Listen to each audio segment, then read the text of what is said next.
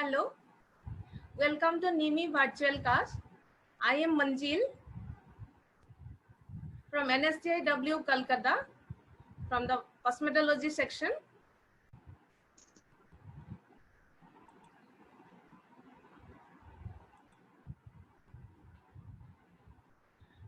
Today I am going to tell you about hair perming.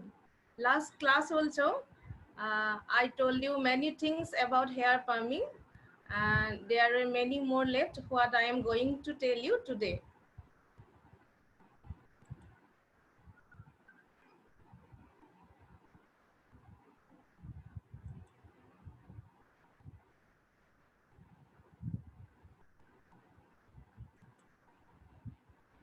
ये hair perming last time हमने इसके ऊपर discuss किया था। काफी कुछ चीजें मैंने आप लोगों को बताई थी। हेयर पर्मिंग क्या है, इसको कैसे किया जाता है और इसमें क्या क्या सेफ्टी प्रिकॉशंस लेना है, इससे हमें क्या फायदा बेनिफिट मिलता है या इससे कुछ नुकसान भी हो सकता है, ये सारी बात मैंने आपको बताई थी। तो आज मैं उसके बाद और जो जो चीजें रह गया है उसको अभी बोलने जा रही हूँ। थोड़ा सा देख लीजिए। लास्ट टाइम हमने क्या क्या डिस्कस किया था। व्हाट इज पर्मिंग, पर्मिंग क्या है, पर्पस ऑफ पर्मिंग और वेविंग, तो ये किस लिए किया जाता है, क्लाइंट कंसल्टेशन, क्लाइंट कंसल्टेशन हम कैसे करेंगे, फिर permanent wave record, permanent wave record हमें कैसे मेंटेन करना है, उसमें क्या करना है, फिर उसके साथ साथ कंसेंट फॉर्म या रिलीज फॉर्म कैसे हमें मेंटेन करना है उसके बारे में मैंने बताई थी, उसका फॉर्मेट भी दिखाई थी।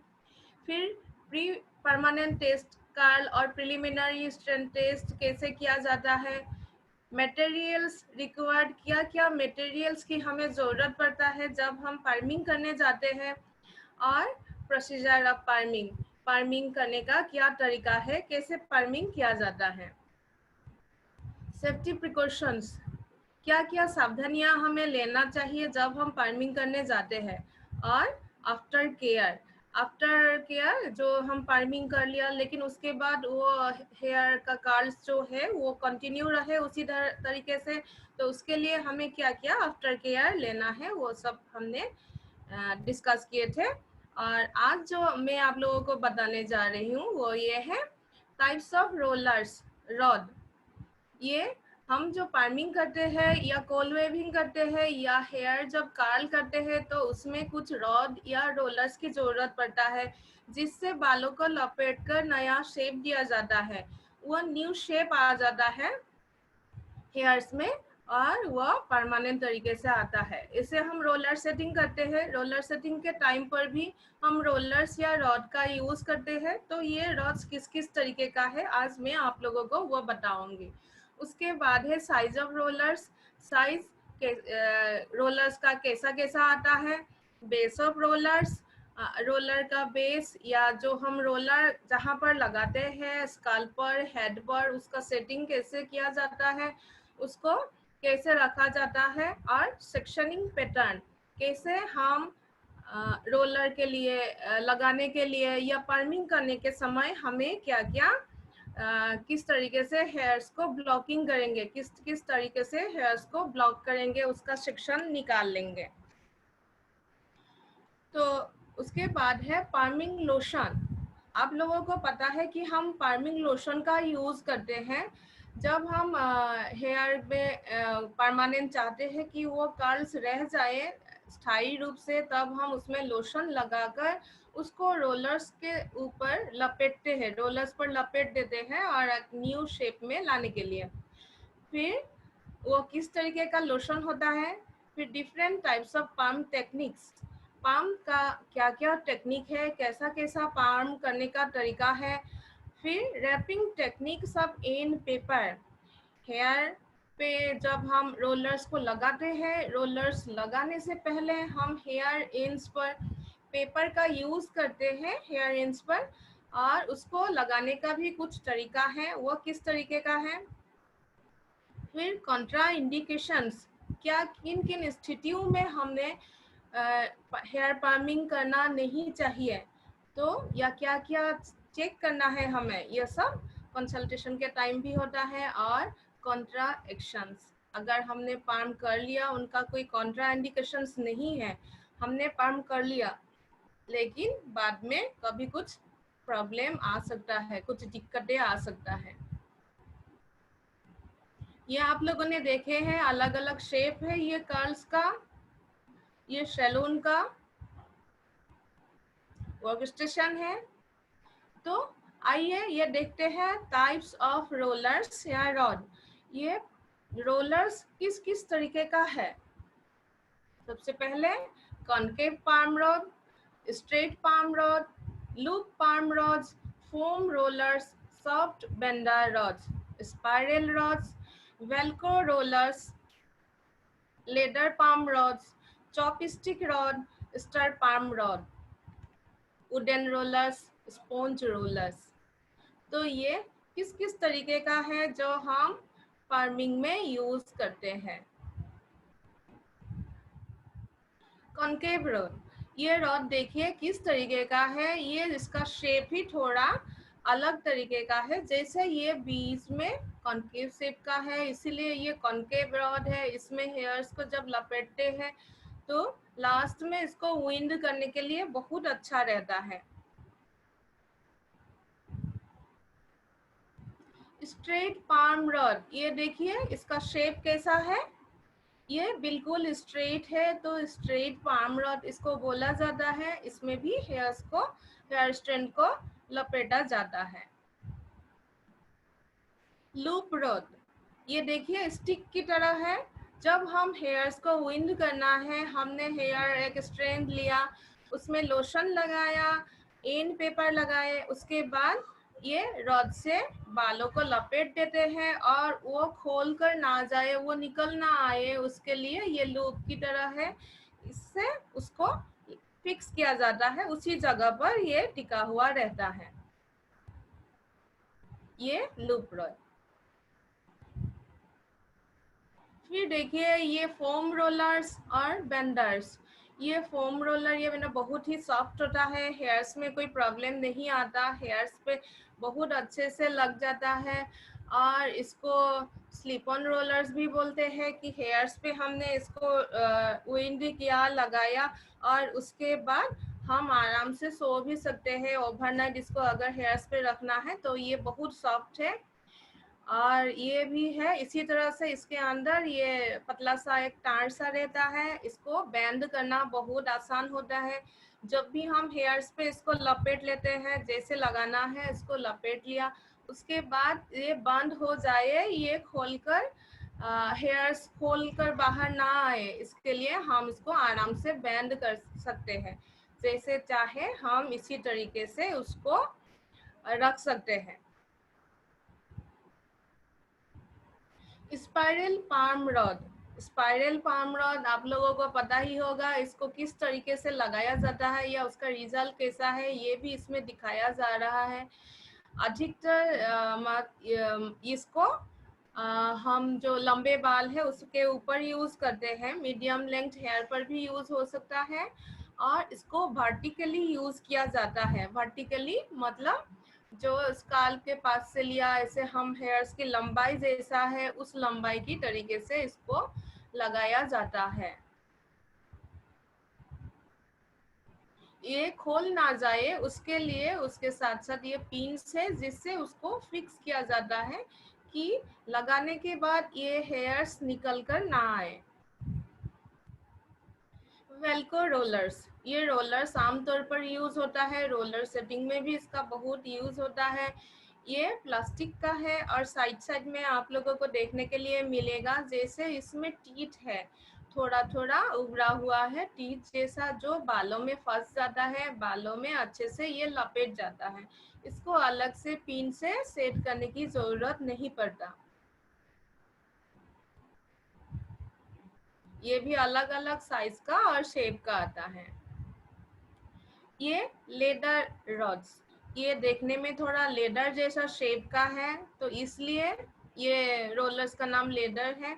और ये प्लास्टिक का ही होता है। इसको लपेटने के लिए दोनों साइड से इस तरह से देखिए लेदर की तरह रखा है। जिनका बाल लंबा है उन बालों पर ये बहुत अच्छा इफेक्ट देता है, उसमें रोल करने के लिए आसान रहता है। तो उसको हम इधर से उधर से अलग अलग शेप में, इधर से ऐसे करके या इसके बाद इधर ऐसे लपेट कर एक ही रॉड पर 2-3 बार भी लपेट सकते हैं, या जिगजैग फॉर्म में एक बार लेफ्ट साइड, एक बार राइट साइड, एक बार लेफ्ट साइड, एक बार राइट साइड, इस तरीके से भी इसको लपेट सकते हैं। लंबे बालों के लिए ये बहुत अच्छा है। चॉपस्टिक रॉड, तो ये चॉपस्टिक भी आप लोगों ने देखे ही होंगे। चॉपस्टिक की तरह जो चॉपस्टिक है उसी तरीके का है, लेकिन ये हम हेयर कर्ल करने के लिए यूज करते हैं। लंबे बालों पर इसको कर्ल करने के लिए बहुत अच्छा रहता है, और इसमें लंबे हेयर्स का जो लेंथ है वो आसानी से इसमें भर जाता है। और इसको भी जिगजैग तरीके से एक बार लेफ्ट साइड, एक बार राइट साइड, ये आप आराम से खोल सकते हैं। ये 2 स्टिक है, इसको आराम से खोल सकते हैं। खोलकर इसको दोनों ओर से हम लगा सकते हैं, और इसका भी स्टाइल चाहे हम एक साइड पे एक ही बार में काफी लपेट लिया, फिर दूसरे रॉड में जाकर लपेट सकते हैं। या तो एक ये पिंक कलर जैसा है, जैसे एक बार इस साइड में एक बार उस साइड में, दोनों साइड में ऐसा करके जिगजैग जिगजैग करके इसे भी हम कर सकते हैं।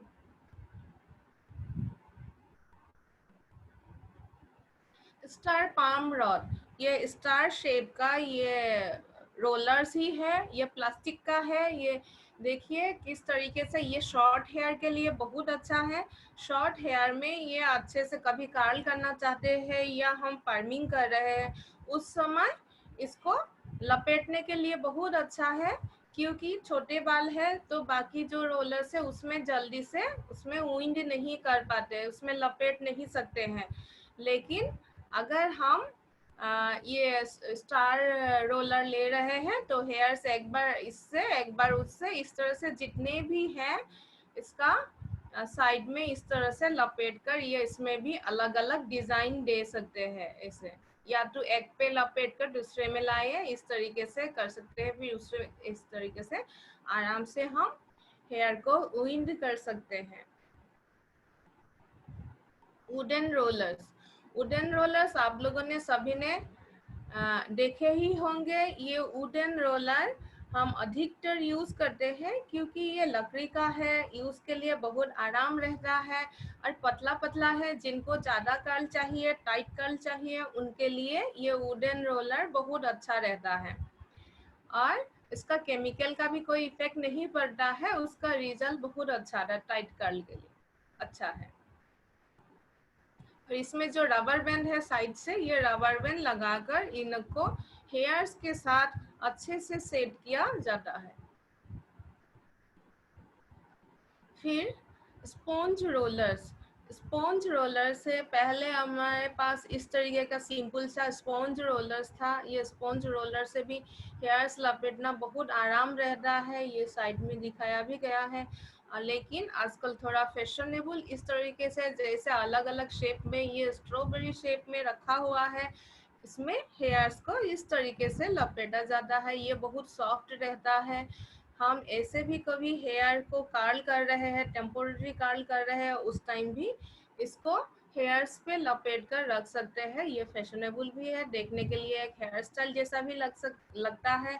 और इसी तरीके से इसको रख भी सकते हैं, इसको लगाकर सो भी सकते हैं। फिर डिफरेंट साइजेस ऑफ रोलर्स। अब रोलर्स बहुत सारा तरीके का है, लेकिन उसमें भी जैसे एक ही डिजाइन में ये देखिए उसका साइज थोड़ा मोटा पतला है। कुछ कुछ रोलर्स पतला, ये 10 mm, 12 mm, 14 mm जैसे एक ही डिजाइन का ही है, लेकिन ये देखिए ये बहुत पतला, सबसे ज्यादा पतला ये वाला है रोलर। उसके बाद ये थोड़ा उससे मोटा, इस तरीके से मोटा, इस तरह से अलग अलग साइज का रोलर्स मिलता है। तो ये रोलर्स आपको जैसा कर्ल चाहिए उसके ऊपर डिपेंड करके ये रोलर्स आप यूज कर सकते हो। जैसे किसी को टाइट कर्ल, बहुत अच्छे से कर्ल चाहिए, छोटा छोटा कर्ल चाहिए, तब ये छोटा वाला ज्यादा वो अच्छा टाइट कर्ल देगा। लेकिन किसी को बड़ा सा वेव चाहिए और उनको थोड़ा ज़्यादा दिखाना भी नहीं है, सिर्फ वॉल्यूम के लिए यूज़ कर रहे हैं, तो ऐसा बड़ा साइज का रोलर उन्हें यूज़ करना चाहिए। ये फिर स्पाइरल रोलर, इसको कैसे सेट किया जा रहा है इसमें देख रही है। तो इसको सेट करने के बाद इसका रिजल्ट भी थोड़ा अलग आएगा। हमें किस तरह का रिजल्ट चाहिए, इफेक्ट कैसा चाहिए, तो उसके ऊपर डिपेंड करके इसका कर्ल्स भी थोड़ा रोलर्स के हिसाब से हमें लगाना है, या रिजल्ट के हिसाब से हमें रोलर्स को चूज करना है कि हमें किस तरीके का रिजल्ट चाहिए। ये अलग अलग वेव्स है। ये सबसे ज्यादा टाइट कर्ल है, उससे थोड़ा कम टाइट, ये थोड़ा सा लूज, ये लूज की तरफ आ रहा है, और ये बिल्कुल स्ट्रेट। तो हमें ये शुरुआत में ही हमें देख लेना चाहिए कि हमारे क्लाइंट को किस तरीके का फाइनल रिजल्ट चाहिए, किस तरीके का कर्ल चाहिए। ये देखिए रोलर्स, इस रोलर में कैसा आपको रिजल्ट आएगा, ये कर्ल कैसा आ रहा है। फिर दूसरे रोलर पे ये किस तरीके का कर्ल आ रहा है, फिर तीसरे पे ये थोड़ा लूज लूज आया। जो सबसे बड़ा है उसमें देखिए ये सबसे ज्यादा बड़ा बड़ा वेव्स दिखाई दे रहा है, ये रोल्स दिखाई दे रहा है।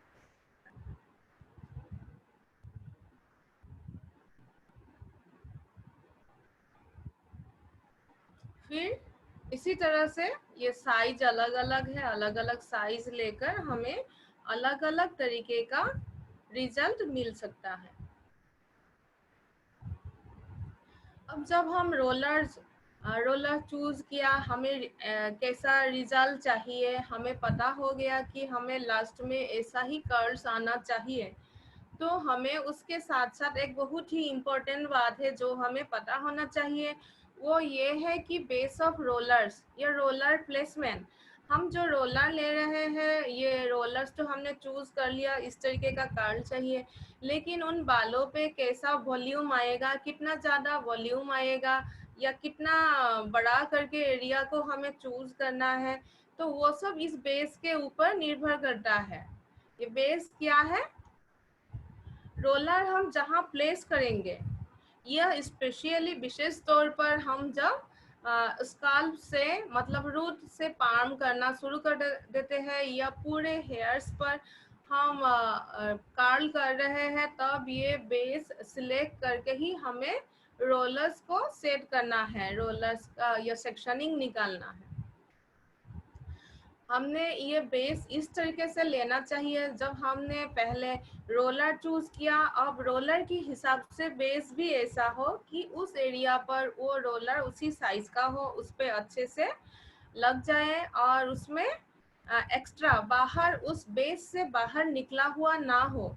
हमने जो एरिया लिया उस जगह के स्काल्प पर, मान लीजिए हमने एक जगह पर हमने अब मैं पिक्चर भी दिखा रही हूँ कि ले लिया, तो उससे वो रोलर बड़ा है, तो वो रोलर बाहर की तरफ बढ़ा हुआ रहेगा, और नेक्स्ट रोलर हम जब उस सेक्शन के पास लगाने आएंगे तो वो दिक्कत पड़ेगा। इसी तरीके से अगर उस बेस से वो सेक्शन, उस बेस से वो रोलर थोड़ा छोटा है, तो वो सारे बालों को अच्छे से कवर नहीं कर पाएगा।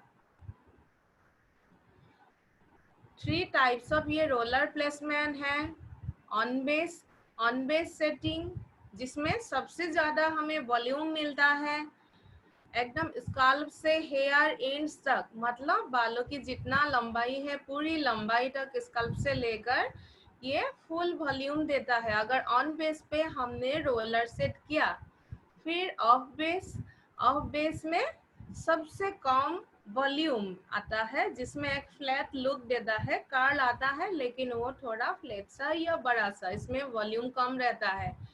फिर हाफ बेस में मीडियम वॉल्यूम आता है।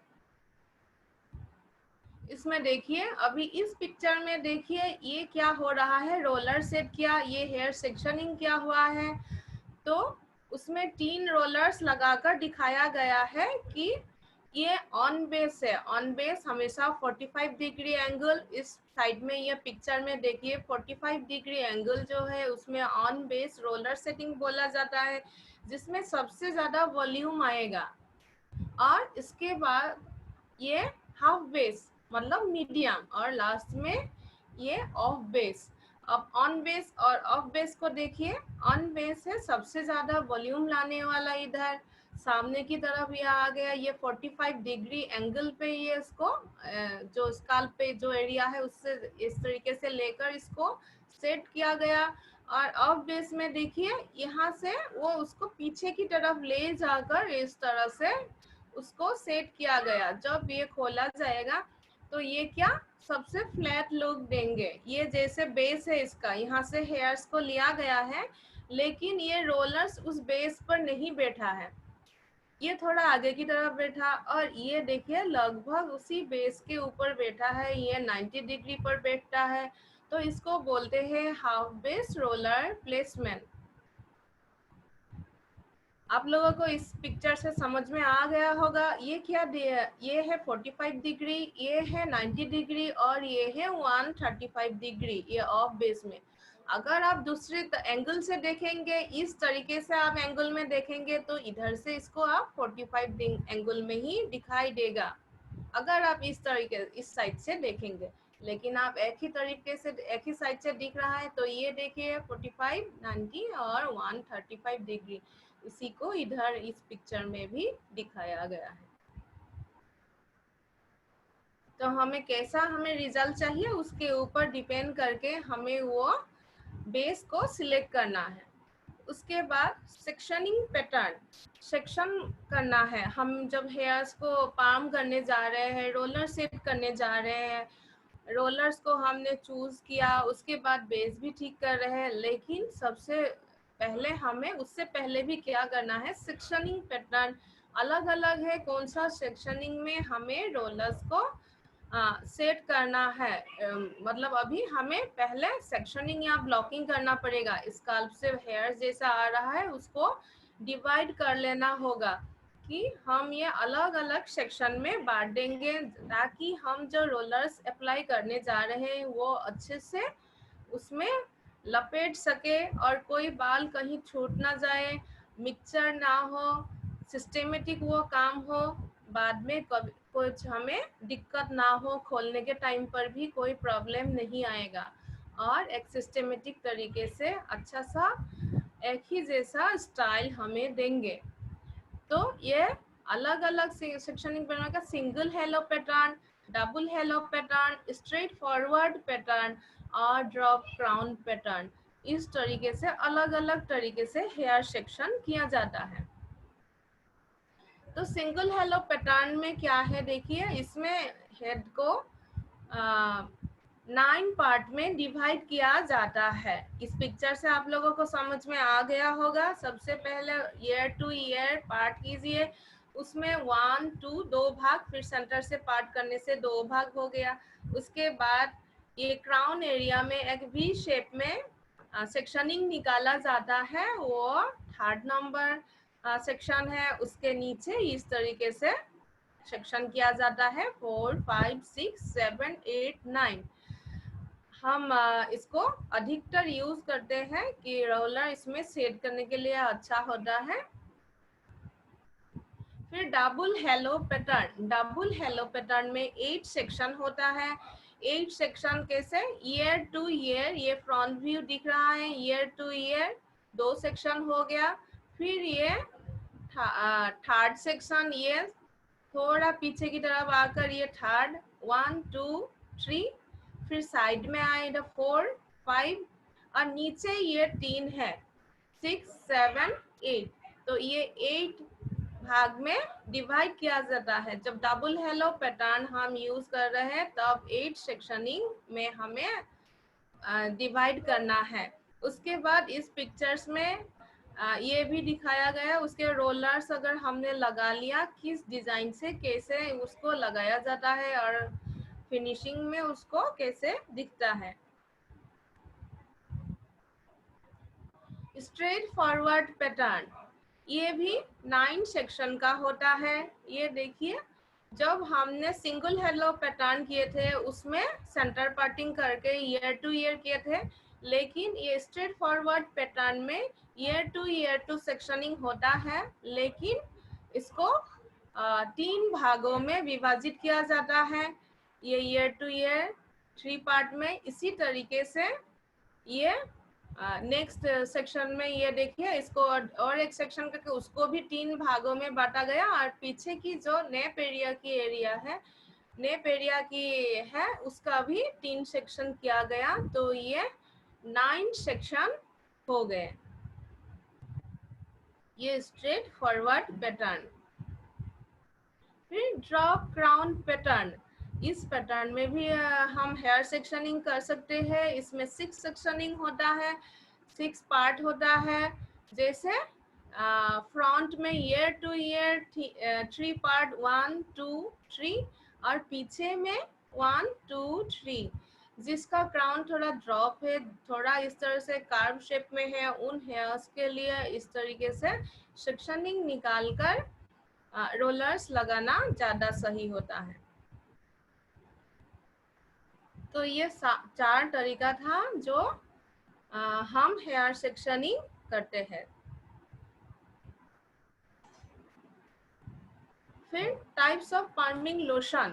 पार्मिंग लोशन के लिए आप लोगों को पता है, हम पार्मिंग लोशन तो यूज करते ही है। पार्मिंग लोशन यूज करने से उसका जो नेचुरल बॉन्डिंग है उसको तोड़ देते हैं, और एक नया तरीके से हमने जिस शेप में रोलर्स लगाया उसी तरीके से वो शेप में आए, न्यू शेप को में फॉर्म हो जाए, और पहले का जो नेचुरल बॉन्डिंग है उसको तोड़ने के लिए हम लोशन यूज करते हैं, वो है पर्मिंग लोशन। वो लोशन मुख्य रूप से 2 तरीके का है। आप लोग और ज्यादा डिटेल्स में जाएंगे और कई तरीका मिल जाएगा। तो अभी मेन मुख्य जो 2 भागों में इसको हम भाग कर सकते हैं, वो है एसिड बैलेंस और एसिड और अल्कलाइन लोशन। तो ये सब जो एसिड बैलेंस लोशन है या एसिड लोशन है, तो उसमें देखिए इसे लगाकर जब हम पार्मिंग करने जाते हैं तो किन बालों पर इसको यूज किया जाता है। अगर आपका केमिकल ट्रीट किया हुआ हेयर है या काला ट्रीट किया हुआ हेयर है, या आपके हेयर्स बहुत पतला है, जल्दी से टूटने वाला है, तो ये acid balance palm lotion use किया जाता है। तो इससे क्या होता है, हेयर्स में थोड़ा मॉइस्चराइज करना भी हो जाता है। और इसका जो मेन इंग्रेडिएंट है या जो केमिकल इसमें यूज होता है वो क्या है, ग्लिसरीन मोनोथायोग्लाइकोलेट। जब हम कॉस्मेटोलॉजी में हैं और जब हम उसमें कर रहे हैं काम, तो हमें ये तो पता होना ही चाहिए कि एसिड लोशन में कौन सा केमिकल है। ये आप लोग याद रखिए, ग्लिसरीन मोनोथायोग्लाइकोलेट। और इसका पीएच लेवल क्या है, आप लोगों को पता होगा पीएच क्या है, potential of hydrogen. Potential of hydrogen मतलब वो एक स्केल है किसी भी चीज का, वो माप लेने के लिए कि वो किस लेवल में आता है। वो 0 to 14 होता है। आप लोगों ने पीएच पढ़े होंगे। तो 7 उसका न्यूट्रल है, पॉइंट है, और 1 से 14 तक उसका स्केल में मापा जाता है। और ये जो एसिड बैलेंस लोशन है उसका पीएच क्या है, 4.5 से 7 तक होता है। मतलब जो लोशन हम यूज कर रहे हैं पार्मिंग के लिए, अगर एसिड बैलेंस है तो उसमें पीएच लेवल ये है। कभी कभी आप लोगों के एग्जाम में भी ये क्वेश्चन आता है, तो ये आप लोगों को याद रखना है। नेक्स्ट है अल्कालाइन लोशन। जो ये अल्कालाइन लोशन है उसका अभी मेन इंग्रेडिएंट क्या है, एमोनियम थायोग्लाइकोलेट। एमोनियम थायोग्लाइकोलेट ये है इसका केमिकल का नाम, और इसका पीएच लेवल क्या है, 8.2 to 9.6। 8.2 to 9.6 इतना पीएच लेवल का हम अल्कलाइन बेस लोशन यूज करते हैं। आप लोगों को पता होगा 0 to 7 pH क्या होता है, एसिड, और 7 से 14 अल्कलाइन। और ये किन हेयर्स पर हम यूज करेंगे, जैसे देखिए जो हेयर्स ज़्यादा समय लेता है, जो रेजिस्टेंट है, जल्दी से कर्ल नहीं आता है, या कुछ चीज़ प्रयोग करने से जल्दी से उसका हमें इफेक्ट देखने के लिए नहीं मिलता है, उन बालों पे ये अल्कालाइन बेस लोशन बहुत अच्छा है और अच्छे से उसका इफेक्ट या रिजल्ट हमें मिल जाता है। फिर न्यूट्रलाइजर, न्यूट्रलाइजर पता ही है आप लोगों को, जब भी हम पाम कर रहे हैं तो दो केमिकल तो यूज कर ही रहे हैं, उसका बॉन्डिंग तोड़ रहे हैं, उसके बाद इसको स्थायी रूप से उसी शेप में, न्यू शेप में जो कर रहे हैं रोलर्स पे लगाकर, वो उसी तरीके से रह जाए, आगे वो कार्ल टूटे ना, कार्ल हमें इसी तरीके से मिले, जब हम नेक्स्ट वॉश करेंगे बाल सूख जाएगा, बाद में भी हमें उसी तरीके से वो कार्ल चाहिए, परमानेंट होना है, इसके लिए हम न्यूट्रलाइजर्स का प्रयोग करते हैं।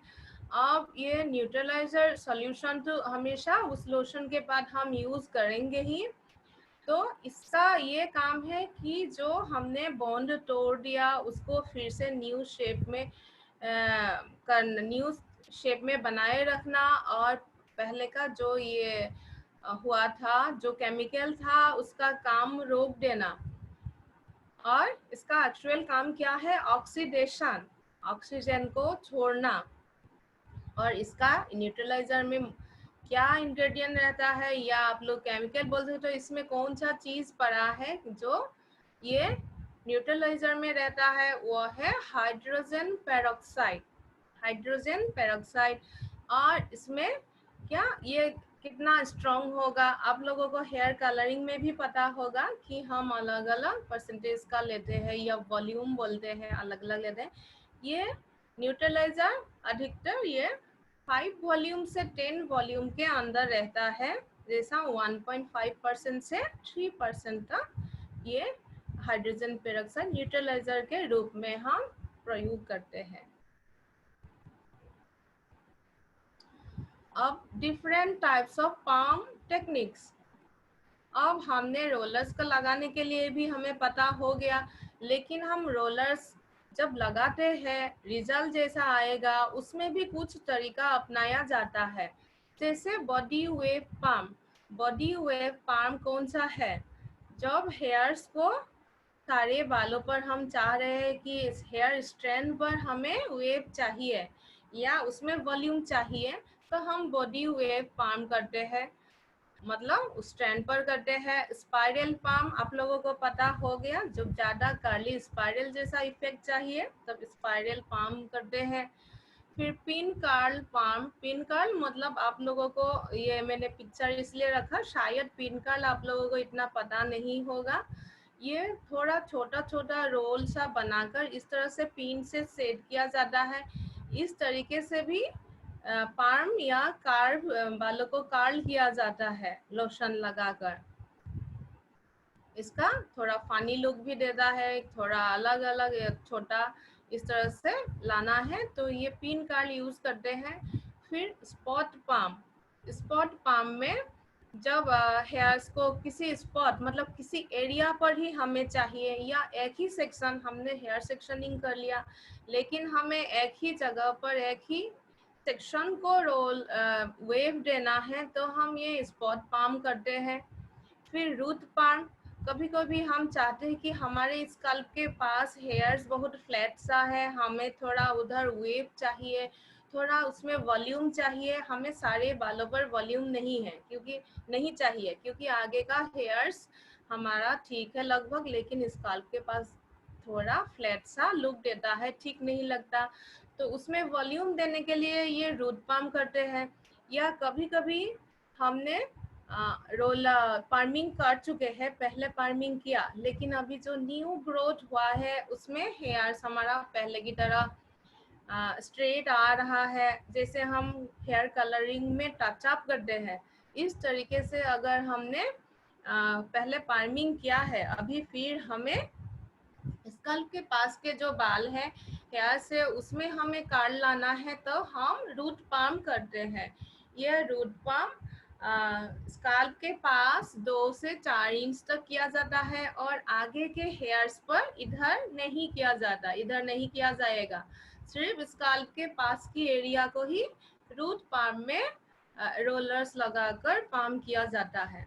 फिर मल्टी टेक्सचर्ड पाम, ये जैसे हेयर्स है, हेयर्स पे थोड़ा अलग अलग, थोड़ा मिक्सचर जैसा रोलर्स मतलब रोल चाहिए, कर्ल चाहिए।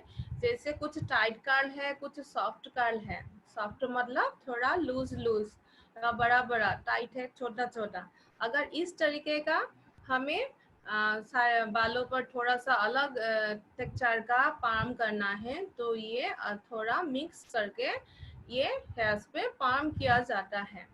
फिर पार्शियल पाम, ये जो स्पॉट पाम है और पार्शियल पाम है लगभग एक जैसा ही है, लेकिन पार्शियल पाम में पूरा एक सेक्शन पे ना करके जहाँ जहाँ जरूरत है, कहीं एक जगह पर कहीं दूसरी जगह पर, इस तरीके से जहाँ जरूरत है या हमारे स्टाइल के अनुसार देखकर उसको पार्शियली पाम किया जाता है, सारे बालों पर पाम नहीं किया जाता। फिर स्टेक पाम, स्टेक पाम में हेयर्स इस तरीके से कर्ल करेंगे कि स्काल्प के पास का एरिया, जैसे रूट में हमने स्काल्प के पास ही किया, लेकिन स्टेक पाम में स्काल्प के पास एरिया का हेयर्स पे बिल्कुल ही कर्ल नहीं करेंगे। इसके बदले में उसके नीचे, जैसे हम हाफ पाम भी बोल सकते हैं, बाकी का एरिया के नीचे की तरफ जो हेयर्स है, तो बाकी हेयर्स पर हम रोलर लगाते हैं, पाम करते हैं, कर्ल उसमें वेव्स देते हैं, और ऊपर की एरिया, क्राउन एरिया का या टॉप एरिया की हेयर्स स्ट्रेट ही रहता है, और इवन कभी कभी उसमें रिबंडिंग भी किया जाता है। स्काल्प का एरिया के पास जैसे टॉप एरिया, उसमें रिबंडिंग करके उसका फ्लैट लुक दिया, लेकिन स्ट्रेट लुक दिया, लेकिन बाकी हेयर्स पे हमने वेव्स बनाए। फिर वॉल्यूमाइजिंग पाम, ये है जब हेयर्स में और ज़्यादा वॉल्यूम की हमें चाहिए या अलग अलग दिखे, या उसको ठीक से अलग सिर्फ स्ट्रैंड पर अच्छे से वो वॉल्यूम आ जाए, तो उसके लिए ये वॉल्यूमाइजिंग पाम किया जाता है।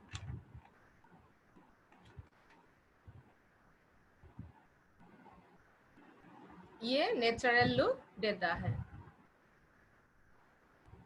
इसके अलावा और कुछ पाम रैप है, जैसा है कर्वेचर पाम रैप, ये हमारी सिलेबस में है कॉस्मेटोलॉजी CITS में। आप लोगों ने देखे होंगे कर्वेचर पाम रैप है कि वो क्या है।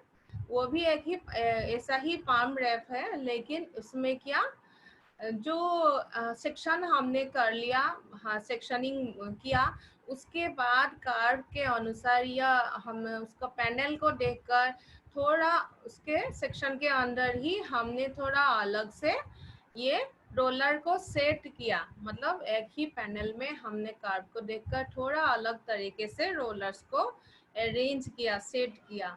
ये है curvature palm wrap. Basic palm wrap, इस पाम रैप में ऐसा होता है, ये सभी सारे रोलर्स जो है ये हॉराइजेंटली इसको लगाया जाता है, और इसमें जब हम ये सेक्शनिंग करते हैं, ये रोलर्स की साइज और हेयर्स ये एक ही तरीके का होना चाहिए, मतलब इसको अच्छे से रोलर्स में सेट हो जाना चाहिए। ऐसा होना नहीं है कि ये हेयर्स ये रोलर से बाहर निकल आया, हम रोलर लगा रहे हैं, रोलर इससे छोटा है, ये बाहर निकल आया, और या तो रोलर्स बहुत बड़ा हो गया, ये ठीक से नहीं आया, मतलब इवनली इसको लगाना है। ब्रिकले पाम रैप, ये ब्रिकले पाम रैप इस तरीके से होता है जैसे ब्रिक होता है या ईंट होता है, जैसे हम जैसे वहाँ काम करते हैं ईंट में, वाल बना ईंट डालकर वाल बनाते हैं। जैसे दोनों के बीच में एक ईंट रख देते हैं, फिर 2 ईंट इसके ऊपर, उसके ऊपर तीसरा, मतलब बीच का ये जो गैप है, गैप के ऊपर ये एक लाइन में नहीं, जैसे इसमें अभी आपने देखा कि ये एक लाइन में जा रहा है, ये एक लाइन दिख रहा है ये रोलर लगाने के टाइम। अभी ब्रिक में ब्रिक सेटिंग में देखिए, इसमें ये लाइन नहीं आ रहा है, ये बीच का जो गैप, उसके ऊपर एक रोलर लगाया गया, फिर उसके ऊपर ये 2 रोलर लगाया गया कि इसका ये बीच का ये गैप ना दिखे। इससे क्या होता है, जब हम बाद में रोलर्स खोल देंगे, वो खोलने के बाद इसको अलग से, वो जो पार्टिंग है उसको अलग से नहीं दिखाते हैं, और ये बहुत अच्छे से लुक देता है, बीच का पार्टिंग नहीं दिखाता है, वॉल्यूम बहुत अच्छे से आता है, इसलिए ये ब्रिकले पाम रैप किया जाता है। फिर वेव टेक्निक, ये एक सेक्शन के अंदर भी हो सकता है, या जब सेक्शन ले रहे हैं उसी टाइम भी ये थोड़ा वेव जैसे करते हैं, इस तरह से हेयर लेकर या जिगजैग पार्टिंग करके ये हेयर्स को लपेटा जाता है। और ये ब्लेंडिंग होता है पाम रॉड्स के बीच में बहुत अच्छे से, और ये इस तरीके से लगाने से बेस एरिया जो है उसको कवर हो जाता है अच्छे से।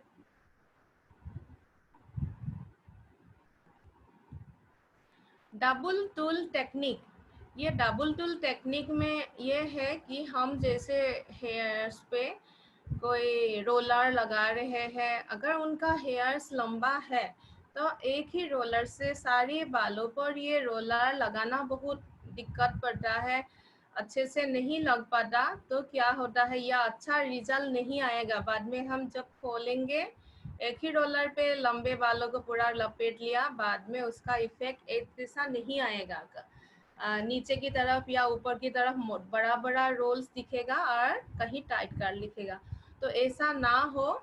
तो उसके लिए क्या होता है, एक ही स्ट्रैंड पर 2 रोलर या कभी 3 रोलर भी यूज किया जाता है, जिसको पिगीबैक पाम रैप भी बोला जाता है।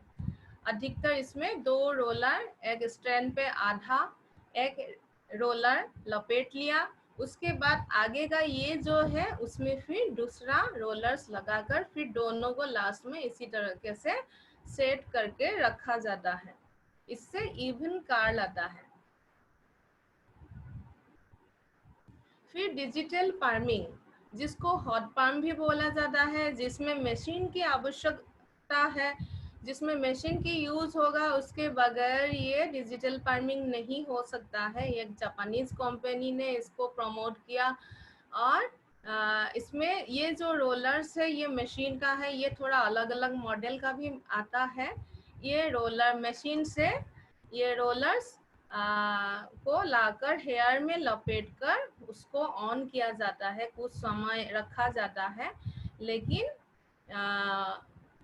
इसका जो है पहले ही, इसका ये लगाने से पहले इसमें भी लोशन का यूज किया जाता है। इसमें लूज या सॉफ्ट कर्ल्स हेयर्स पे आता है, इसका रिजल्ट भी अच्छा है, ये अभी बहुत पॉपुलर भी है, लेकिन इसमें मशीन की आवश्यकता पड़ता है। फिर wrapping techniques of end paper, जो एंड पेपर है, या मैंने उस दिन भी बोली थी कि जब हमने हेयर स्टैंड पर लोशन लगाए, लोशन लगाकर उसको रोलर्स पर लपेट रहे हैं, लेकिन रोलर्स पे लगाने से पहले हेयर एंड्स पर हमें एंड पेपर या टिश्यू पेपर या पोरस पेपर, इसको अलग अलग नाम से बोला जाता है, वो लेकर इसको हेयर्स को पहले उस पेपर से कवर किया जाता है हेयर एंड्स को, ताकि बाद में फिश हुक या 2 मुहे बालों का या स्प्लिट एंड जिसे बोलते हैं उसका प्रॉब्लम ना आए।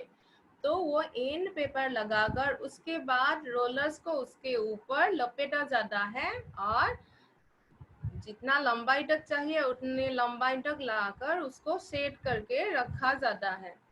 तो ये जो एंड पेपर है वो लगाने का भी अलग अलग तरीका है, ये रैपिंग टेक्निक बोलते हैं। सबसे पहले है सिंगल फ्लैट रैप, फिर double flat wrap, book end wrap, trifle wrap, cushion wrap. ये एंड पेपर लगाने का कुछ तरीका है। सिंगल फ्लैट रैप, ये देखिए, ये हेयर स्ट्रैंड पे लोशन लगाया, उसके बाद इधर से नीचे से एक पेपर डालकर इसको रोलर्स पे लपेटा जाता है।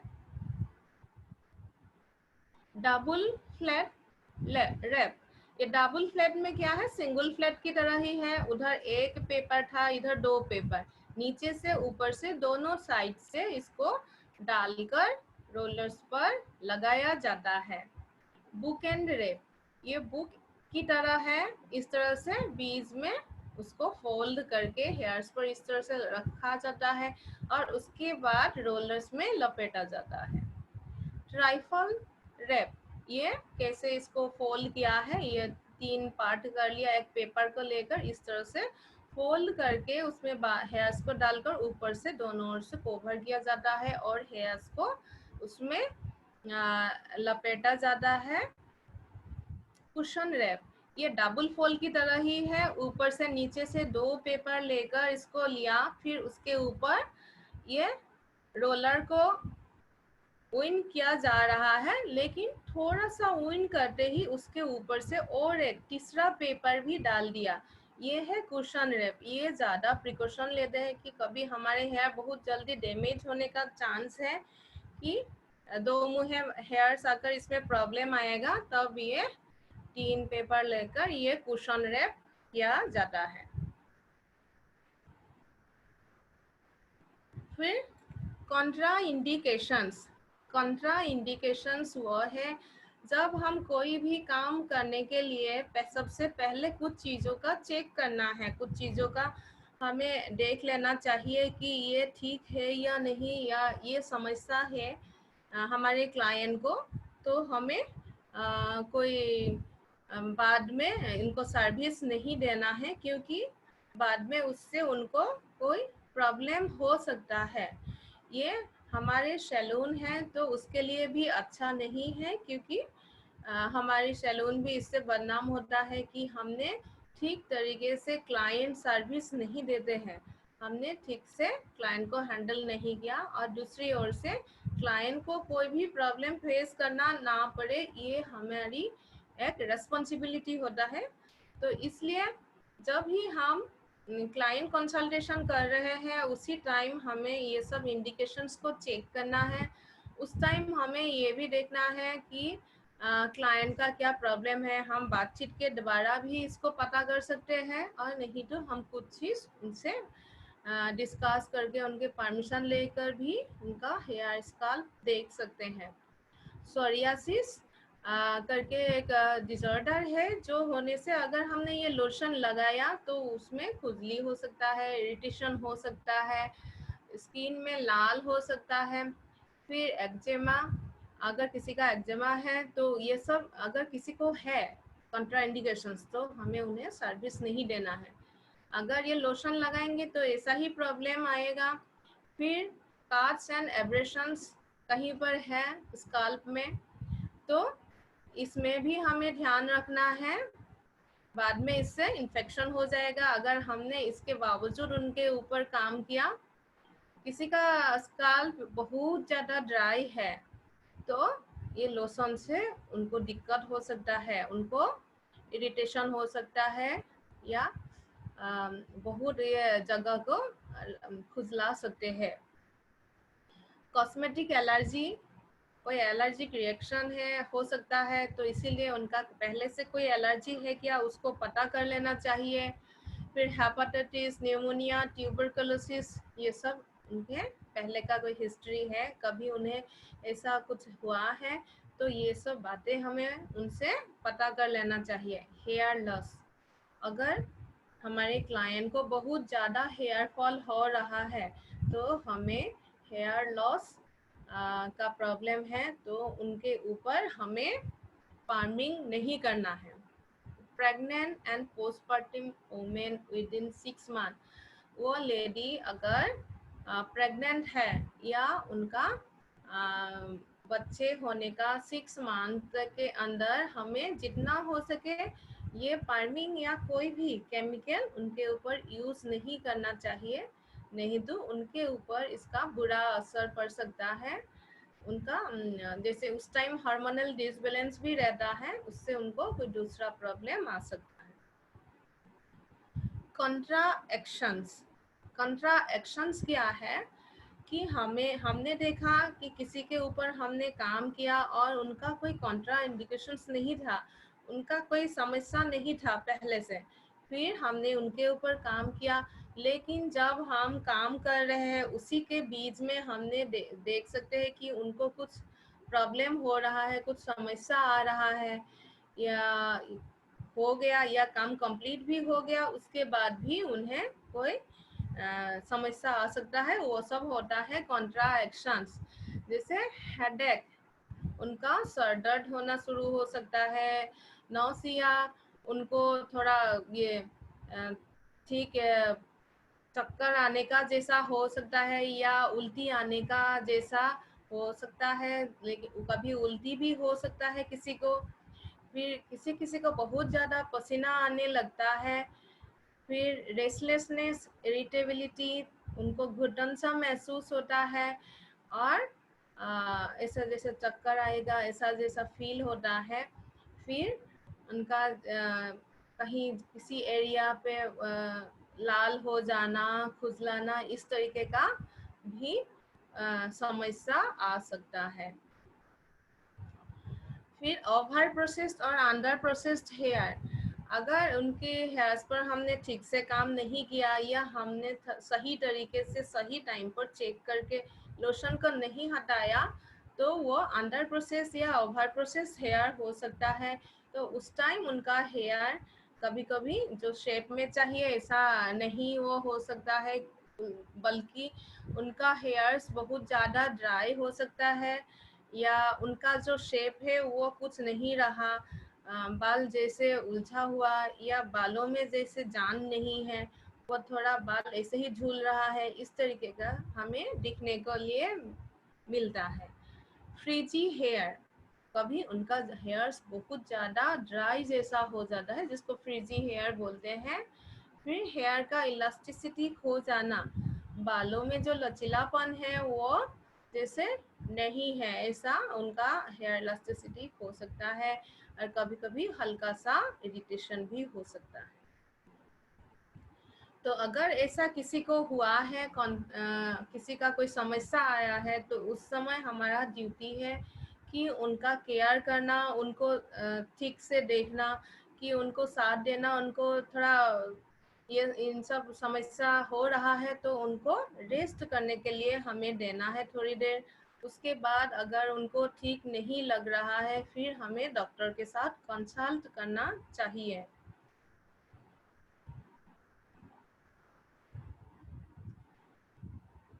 सेफ्टी प्रिकॉशंस, उस दिन हमने ये सब देखा था, मैंने आप लोगों को बताई थी, फिर भी एक बार आप लोग देख लीजिए।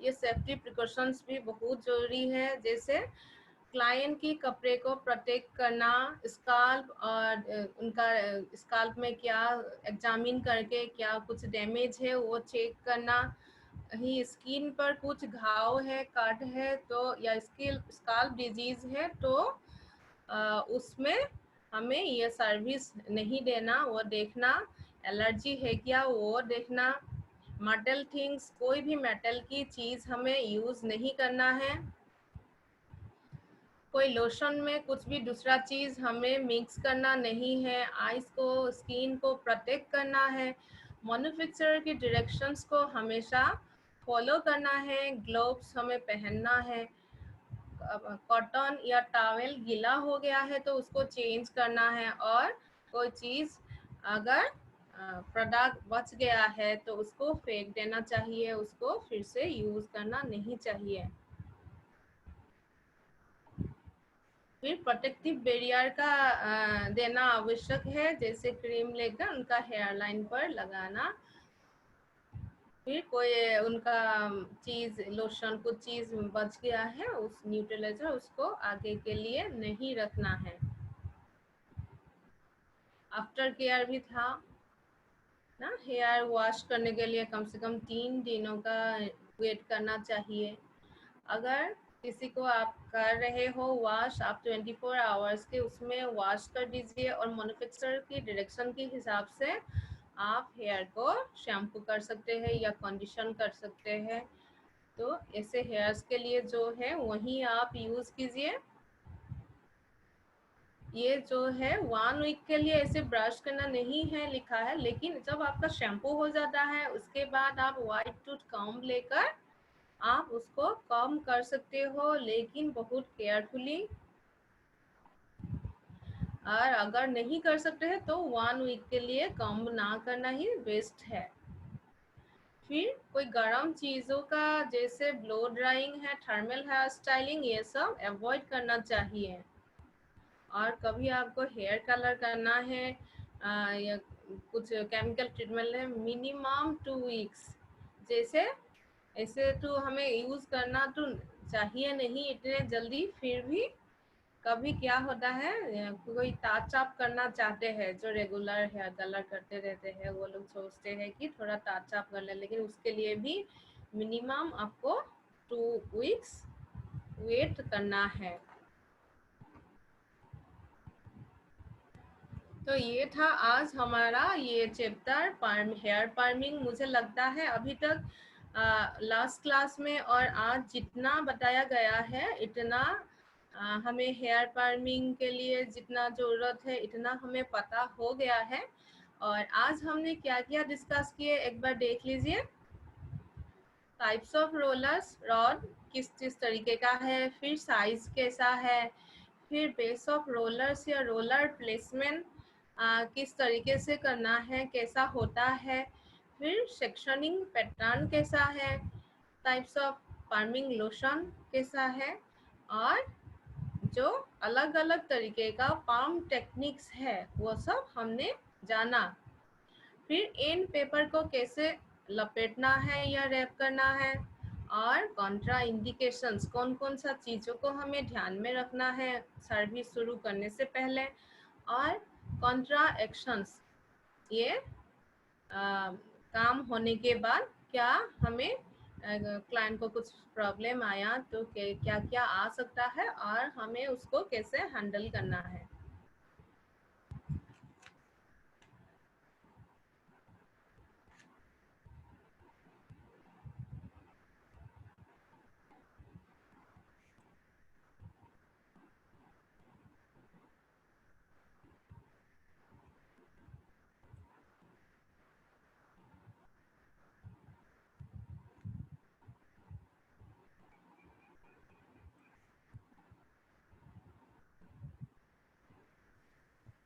You have 3 minutes more. हाँ, आप लोगों को अगर कोई क्वेश्चन है तो आप लोग, ये मैं देख रही हूँ कुछ क्वेश्चन है तो थोड़ा मैं बोल देती हूँ। किस टाइप का लोशन ठीक रहेगा? हम अधिकतर क्या करते हैं, कोल्ड वेविंग जो अल्कालाइन बेस लोशन है वही यूज करते हैं, क्योंकि उसमें कोई मशीन की जरूरत नहीं पड़ता है और वो आराम से हो सकता है। इसलिए मैं प्रीफर करती हूँ कि आप लोग कोल्ड वेविंग लोशन ही यूज करें।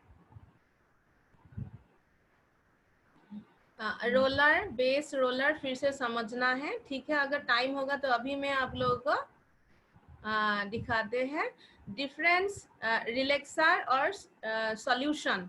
क्या सॉल्यूशन रिलैक्सर, असल में ये जो सॉल्यूशन है, सॉल्यूशन रिलैक्सर का जो है वो भी सॉल्यूशन है। लगभग आपने शायद क्या समझाए हैं, शायद आपने रिबॉन्डिंग वाला समझाए होंगे या स्ट्रेटनिंग लोशन का समझाए होंगे। तो वो जो लोशंस है अगर किसी के मन में हो सकता है कि वो स्ट्रेटनिंग का लोशन या पर्मिंग का लोशन, तो लगभग ये सब एक जैसा ही है, लेकिन हम उसको कैसे करते हैं वो करने का तरीका या कंपनी जो अलग अलग करके रखा है उससे हमारा ये हो जाता है कि ये स्ट्रेटनिंग का लोशन है और ये या रिबॉन्डिंग का लोशन है, ये पर्मिंग का लोशन है। सिर्फ असल में इसमें करने का तरीका हमारा अलग होता है। वेव्स देना है तो हम रोलर्स को यूज करके वो न्यू शेप देते हैं, और जब स्ट्रेटनिंग करते हैं या स्मूथनिंग जब करते हैं तब क्या होता है वो स्ट्रेट रखते हैं। बार बार हम उसको स्ट्रेट करते हैं, आयरनिंग यूज करते हैं, ये आप लोगों को पता होगा। वॉश किया, फिर थोड़ा ड्राई करके आयरन किया, स्ट्रेट किया, है ना। Double tool technique, double tool technique वो है जिसमें हम 2 रोलर, एक ही हेयर स्ट्रैंड, मतलब एक हेयर स्ट्रैंड है उसको हम लेकर एक ही हेयर स्ट्रैंड पर हमने 2 रोलर का यूज किया। लंबे बाल हैं, लंबा हेयर्स है, तो एक ही रोलर्स पर सारे बालों को लपेटना थोड़ा मुश्किल भी पड़ता है और उसका रिजल्ट भी एक जैसा नहीं आता। लास्ट में जो लपेटते हैं वो थोड़ा बड़ा बड़ा वेव्स आता है।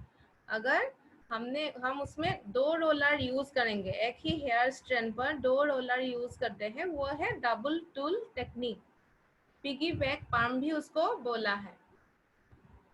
बोलते हैं।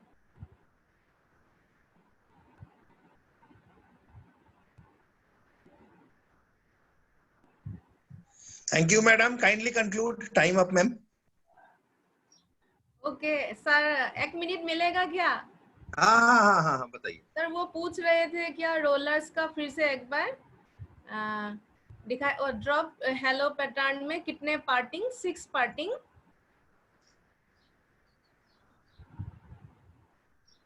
ठीक है, मैं अभी आपको वो दिखा रही हूँ।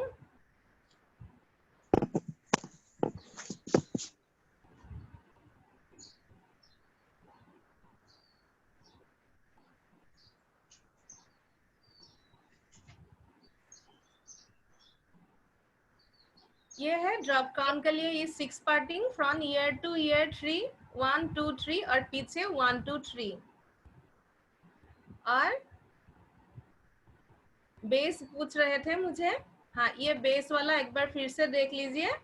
ये ऑन बेस, ये ऑन बेस है। सबसे ज्यादा वॉल्यूम आपको चाहिए तो स्काल्प पर आप इस तरह से उसको सेट कीजिए, थोड़ा आगे की तरफ इसको ले आइए, 45 डिग्री एंगल पर आ जाएगा। फिर हाफ बेस, थोड़ा मीडियम आपको वॉल्यूम चाहिए तो उसके जहां से आपने हेयर्स को लिया है उसी के ऊपर 90 डिग्री एंगल में आप उसको सेट कीजिए। और ऑफ बेस है ये 135 डिग्री एंगल पर। ये थोड़ा, ये जो बेस है मतलब जहां से हमने हेयर्स लिया वो थोड़ा पीछे की तरफ करके ये रोलर्स को इस तरह से लपेटा जाता है।